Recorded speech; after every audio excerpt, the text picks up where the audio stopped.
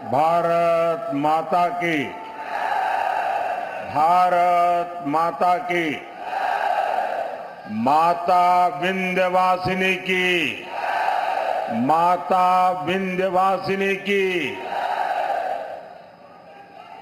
आप लोगन का हाल चाल बा? आप लोग मजे में है ना? आप लोगन के हम हाथ जोड़ के प्रणाम करत है।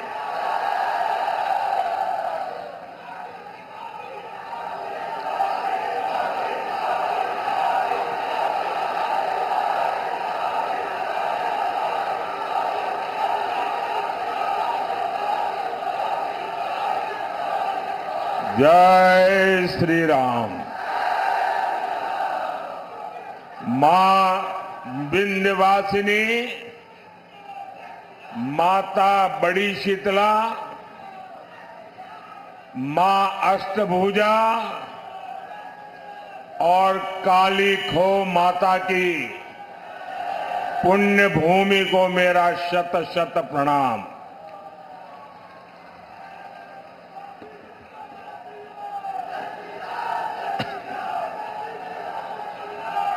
ज्येष्ठ का ये महीना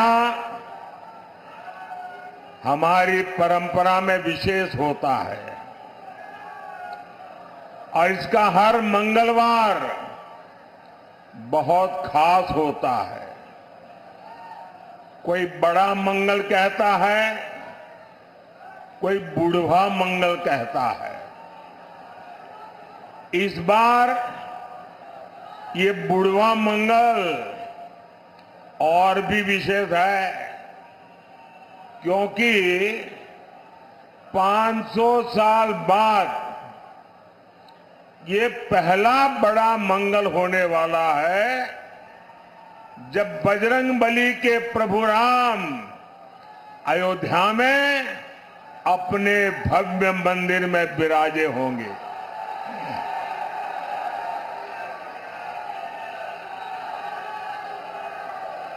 और ये इतनी बड़ी खुशी है, इतनी बड़ी खुशी है कि शायद हम सबसे ज्यादा बजरंगबली खुश होते होंगे। भाई बहन, जरा मेरे एक सवाल का जवाब देंगे आप? मेरे एक सवाल का जवाब देंगे आप लोग? आपकी आवाज नहीं आ रही है। मेरे एक सवाल का जवाब देंगे? 500 साल बाद अयोध्या में भव्य राम मंदिर, बजरंगबली की खुशी, ये मंगल अवसर किसके कारण आया? किसके कारण आया? किसके कारण आया? किसके कारण आया? ये पुण्य काम किसने किया? ये पुण्य काम किसने किया? आपका जवाब गलत है। आपको भी पता नहीं है कि इतना बड़ा पुण्य काम आपके एक वोट ने किया है। ये आपके वोट की ताकत है कि आज राम मंदिर भी बना है और जैसा योगी जी ने कहा, यहां मां विंध्यवासिनी का भव्य नव्य कॉरिडोर भी बन रहा है। और संयोग देखिए,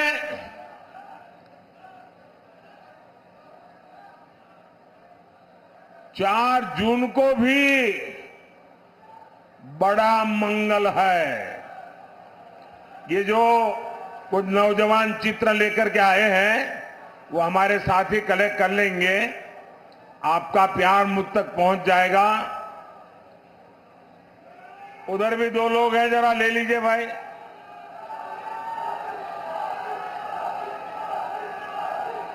आप सबको संतोष हो गया? धन्यवाद जी। साथियों,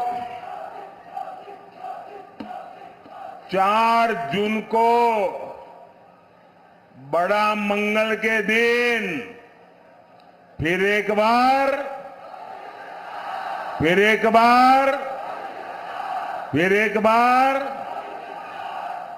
6 चरणों में देश ने तीसरी बार बीजेपी एनडीए की बहुत मजबूत सरकार बनाना पक्का कर दिया है। भाई और बहनों, भारत ने तीसरी बार मोदी सरकार बनाने का मन क्यों बनाया? इसका सीधा सीधा कारण है नेक नियत, नेक नीतियां और नेशन फर्स्ट, मेरा देश सबसे ऊपर, राष्ट्र निष्ठा। आप मुझे बताइए साथियों, आप जरा एक एक चीज में बात करता हूं ना, मैं भाषण नहीं करूंगा आज आपसे बातें करूंगा, ठीक है? चलेगा ना? आजा, आप मुझे बताइए, जरा सोचिए, आप अपना घर बनाते हैं और घर बनाने के लिए किसी मिस्त्री को लगा देते हैं। ये नारे वगैरह बताइए, लेकिन बीच बीच में जब जगह हो न तब बुलाइए, ठीक है? और फिर 1 जून को भी करना पड़ेगा, 4 जून को तो बहुत ज्यादा करना पड़ेगा, तो थक जाओगे। अच्छा, हम अपना घर बनाते हैं और एक मिस्त्री या किसी काम करने वालों को तय करते हैं। क्या कभी कोई सामान्य मानवी भी अपना घर बनाने के लिए जो मिस्त्री रख लें, 1 महीने के लिए ये मिस्त्री काम करेगा, दूसरे महीने दूसरा मिस्त्री आएगा, तीसरे महीने तीसरा मिस्त्री आएगा, चौथे महीने चौथा मिस्त्री आएगा, तो घर बनेगा क्या? घर बनेगा क्या? जो घर बनेगा वो रहने लायक बनेगा क्या? आंखों को अच्छा लगे ऐसा बनेगा क्या? वो घर किसी को दिखाने लायक बनेगा क्या? सामान्य मानवी को भी मालूम है, एक छोटा सा घर भी बनाना है तो बार बार मिस्त्री नहीं बदलते भाई। अब ये सपा कांग्रेस इंडी गठबंधन ये कह रहा है कि 5 साल में 5 प्रधानमंत्री। अब बताइए भाई, ये 5 साल में 5 प्रधानमंत्री कोई रखता है क्या? अरे कोई मिस्त्री नहीं रखता तो ये प्रधानमंत्री क्या? अब ये क्योंकि उनको बांट के खाना है, वो कहते हैं 5 साल में 5 प्रधानमंत्री। अब बताइए, जहां प्रधानमंत्री अपनी कुर्सी बचाने में ही लगा रहेगा तो वो क्या देश को मजबूत बना सकता है क्या? इसलिए देश ने तय किया कि मजबूत देश के लिए प्रधानमंत्री भी मजबूत होना चाहिए। होना चाहिए कि नहीं होना चाहिए? तभी एनडीए को इतना भारी जनादेश मिल रहा है। समाजवादी पार्टी पर अपना वोट कोई बर्बाद नहीं करना चाहता। मुझे बताइए भैया, हम लोग, हमारे उत्तर प्रदेश के लोग राजनीति को समझने में बड़े माहिर है।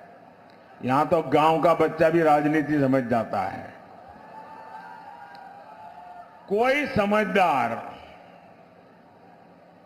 कभी भी, अब मान लीजिए कोई कंपनी डूब रही है तो उस कंपनी का शेयर कोई खरीदेगा क्या?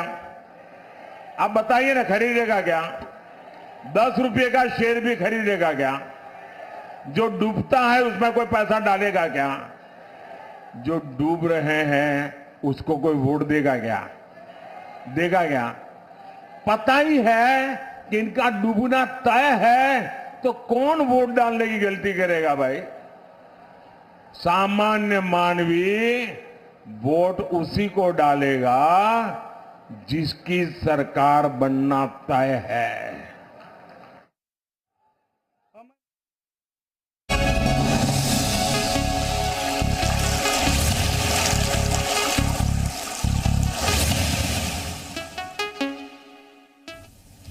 भाई किसकी सरकार बनेगी? 90 लोग क्या बोलेंगे बताइए? क्या बोलेंगे? तो फिर वोट उसको ही देना चाहिए, नहीं देना चाहिए? उसको ही देना चाहिए, नहीं देना चाहिए? वोट बर्बाद करना चाहिए क्या? भाइयों और बहनों, इंडी गठबंधन वालों को देश अच्छी तरह जान गया है। ये लोग गौर सांप्रदायिक हैं, ये लोग गौर जातिवादी है, ये लोग गौर परिवारवादी है। जब भी इनकी सरकार बनती है तो इसके आधार पर ही फैसला लेते हैं। अभी देखिए, यहां पर चुनाव हुए, हमारे यादव समाज में इतने होनहार लोग हैं, इतने होनहार लोग हैं, लेकिन उन्होंने अपने परिवार के लोगों को ही टिकट दिया, बाहर के एक भी को नहीं दिया। साथियों, इतने दशकों तक देश ने बम धमाके झेले हैं, आतंकवाद ने सैकड़ों जीवन तबाह किए हैं, और हमारे सपा वाले क्या करते थे? कानून व्यवस्था और समाजवादी पार्टी का 36 का आंकड़ा है।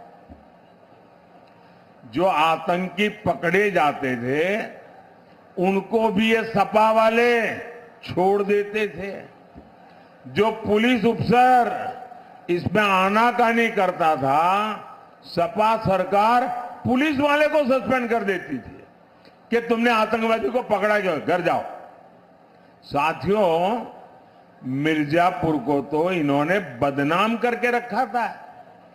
इन्होंने पूरे यूपी को, पूर्वांचल को माफिया का सुरक्षित ठिकाना बना दिया था। जीवन हो या जमीन, कब छीन जाए कोई नहीं जानता था। और सपा सरकार में माफिया को भी वोट बैंक के हिसाब से देखा जाता था। अब ऐसा नहीं है। अब हां, हमारे योगी जी और उनकी पूरी सरकार मेरा जो स्वच्छता अभियान है उसको बड़ी बहादुरी से आगे बढ़ा रहे हैं। यहां पर यहां बराबर सफाई चली है। सपा सरकार में पहले जनता थर-थर कांपती थी, अब भाजपा सरकार में माफिया थर-थर कांप रहा है। भाइयों और बहनों, अपने वोट बैंक को खुश करने के लिए इंडी गठबंधन वाले, समाजवादी पार्टी वाले कोई भी हद पार कर सकते हैं। अब तो इनके निशाने पर हमारे देश का पवित्र संविधान भी अब इनके निशाने पर है। ये दलित, पिछड़ों, आदिवासियों के हक लूटना चाहते हैं। हमारा संविधान साफ साफ कहता है कि धर्म के आधार पर आरक्षण हो ही नहीं सकता।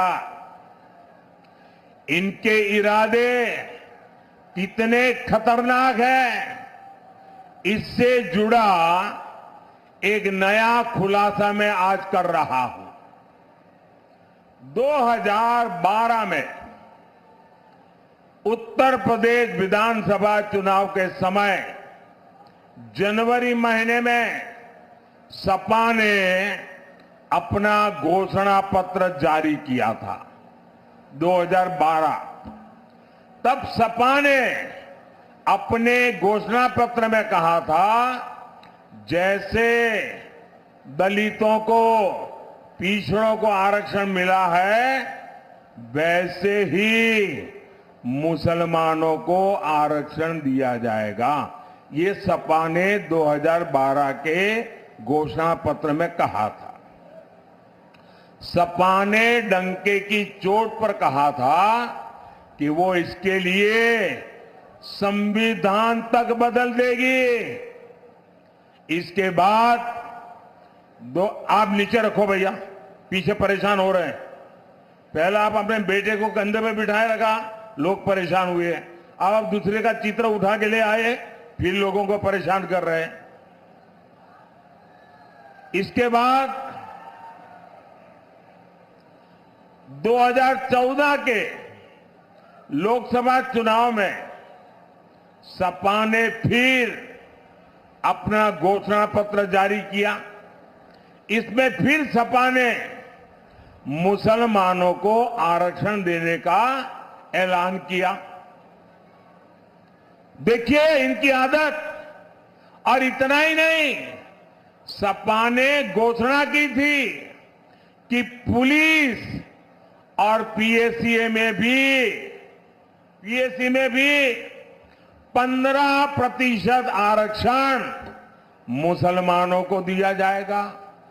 आप कल्पना कर सकते हैं, ये लोग अपने वोट बैंक को खुश करने के लिए किस तरह एससी, एसटी, ओबीसी का हक छीनने पर तुले हुए थे। भाइयों बहनों, मैं भी आप में से कईयों की तरह अति पिछड़े समाज से निकल करके यहां पहुंचा हूं। मुझे उनकी पीड़ा मालूम है। पिछड़ों ने कैसी जिंदगी जी है वो मुझे मालूम है। उसको भी ये लूटना चाहते हैं। सरकार में आने के बाद इन्होंने अपनी मनमानी भी की, लेकिन मामला तब से सुप्रीम कोर्ट में फंसा हुआ है। बावजूद इसके ये पिछले दरवाजे से ओबीसी का हक, अति पिछड़ों का हक मुसलमान को देते रहे हैं। लेकिन बार बार कभी हाई कोर्ट, कभी सुप्रीम कोर्ट इसको रोक लगाती है, गंभीर सवाल पूछती है, मामले लटके रहते हैं। अब इसलिए इन्होंने क्या सोचा है कि अब इंडी वालों ने तय किया है कि मुसलमानों को आरक्षण देने के लिए एससी, एसटी, ओबीसी, अति पिछड़ों का आरक्षण छीनने के लिए अब वो आखिरी उपाय खोज लिया है।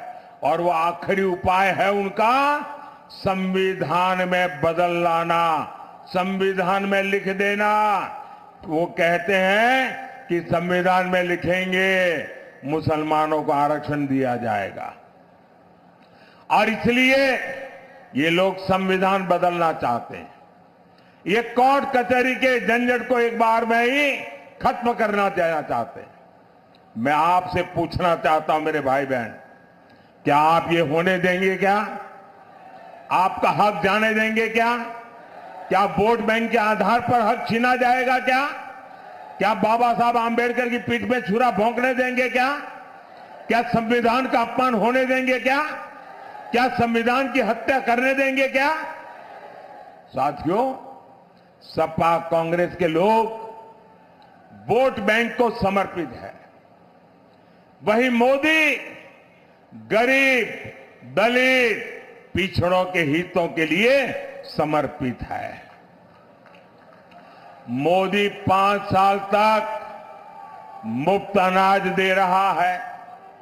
मोदी 5 लाख रुपए तक मुफ्त इलाज दे रहा है।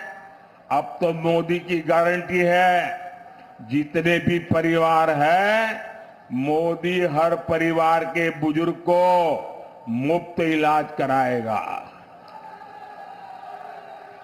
साथियों, पीएम किसान सम्मान निधि से मिर्जापुर के किसानों के खाते में करीब 1000 करोड़ रुपए पहुंचे हैं।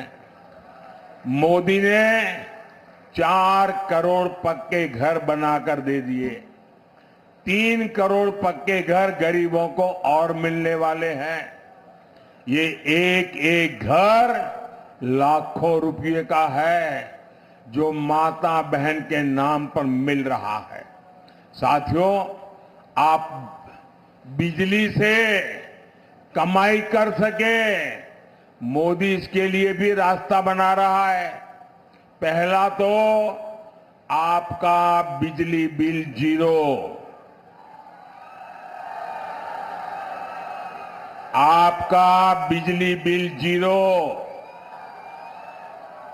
इतना ही नहीं, आपके पास जो अतिरिक्त बिजली होगी वो सरकार खरीदेगी, बिजली के बदले में पैसे देगी और आपको बिजली से कमाई होगी।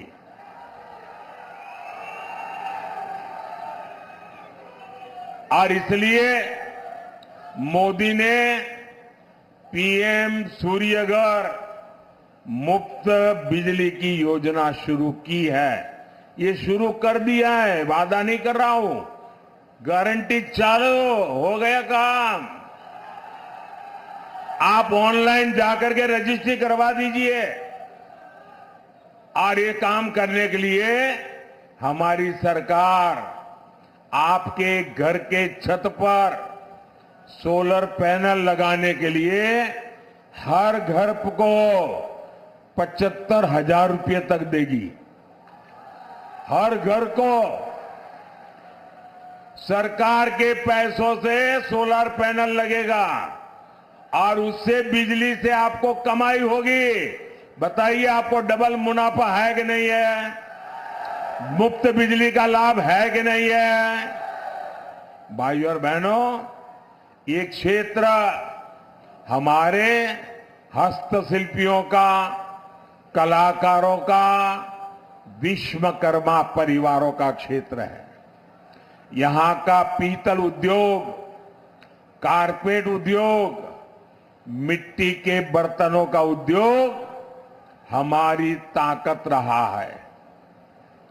आपके उत्पाद देश ही नहीं, विश्व के बाजार में पहुंचे, ये काम करने में मोदी जुटा है। पहले हमने यहां एक जनपद एक उत्पाद योजना चलाई। अब मोदी पीएम विश्वकर्मा योजना लेकर आया है। इस योजना के तहत विश्वकर्मा साथियों को ट्रेनिंग सरकार दे रही है, आधुनिक औजारों के लिए पैसा दे रही है और बैंक से लाखों रुपयों की सीधी मदद भी पहुंचा रही है। और ये मोदी की गारंटी है, उसको पैसा मिले। इससे हर प्रकार के बर्तन, खिलौने बनाने वाले साथियों को लाभ होगा। कुछ साल पहले तक भारत विदेशों से खिलौने आयात करता था। मैंने देश के खिलौने उद्योग को प्रोत्साहन दिया, उनका हाथ पकड़ा। आज भारत के खिलौने पूरी दुनिया में पहुंच रहे हैं। इसलिए मिर्जापुर के खिलौना बनाने वाले साथियों के लिए भी अवसर ही अवसर है। भाइयों और बहनों, मिर्जापुर और रॉबर्ट्सगंज नारी सशक्तिकरण के मॉडल बनकर उभरे हैं। बहन अनुप्रिया तो मेरे मंत्रिमंडल की एक मजबूत साथी है और इस बार तो बहन रिंकी कौल ने भी इतिहास बनाया है। अगर मैं गलत नहीं हूं तो ये रॉबर्ट्सगंज से पहली महिला उम्मीदवार है। और देखिए मेरा नाता कैसा है। मैं बचपन में कप प्लेट धोते धोते बड़ा हुआ हूं, चाय पिलाते पिलाते बड़ा हुआ हूं। और आपने देखा होगा कि जैसे ही विजय का सूरज उगता है तो कमल भी खिलता है और उसी समय कप प्लेट की भी याद आती है, चाय की चुस्की लेने का मन करता है। और मोदी और चाय का नाता भी इतना तगड़ा है, यानी मोदी है, कप प्लेट है, चाय की चुस्की है, कमल खिल रहा है। देखिए चारों तरफ जय जयकार है। आज इसलिए आपका एक एक वोट नारी शक्ति को सशक्त करने के लिए पड़ना चाहिए। यहां दद्दी में भी उपचुनाव हो रहा है। वहां से हमारे साथी भाई श्रवण गौड़ जी को भी भारी मतों से कमल के निशान पर बटन दबा करके विजयी बना रहा है। और आपको याद रखना होगा, जहां दो निशान है वहां दो अलग अलग निशान होंगे। एक जगह पे ऊपर कप प्लेट होगी, वहीं कमल भी होगा इनका। तो आपको ये ध्यान रख करके वोट करना है। याद रखिएगा, आप सिर्फ एमपी नहीं चुन रहे हैं, आप पीएम भी चुन रहे हैं। और इसलिए ज्यादा से ज्यादा मतदान कराएंगे, ज्यादा से ज्यादा मतदान कराएंगे। मैं आपको पूछ रहा हूं, मेरी आवाज सुनाई दे रही है? आप ज्यादा से ज्यादा मतदान कराएंगे? हाथ ऊपर करके बताइए, ज्यादा से ज्यादा मतदान कराएंगे? हर पोलिंग बूथ में विजयी होके आएंगे, घर घर जाएंगे, मतदान के पुराने सारे रिकॉर्ड तोड़ेंगे। अच्छा, मेरा एक काम करोगे? ये मेरा पर्सनल काम है, करोगे? देखिए गांव गांव हमारे यहां हर गांव में ग्राम मंदिर होते हैं, पवित्र मंदिर होते हैं। आप सब वहां जाना और मोदी की तरफ से वहां मत्था टेकना और परमात्मा से आशीर्वाद मांगना।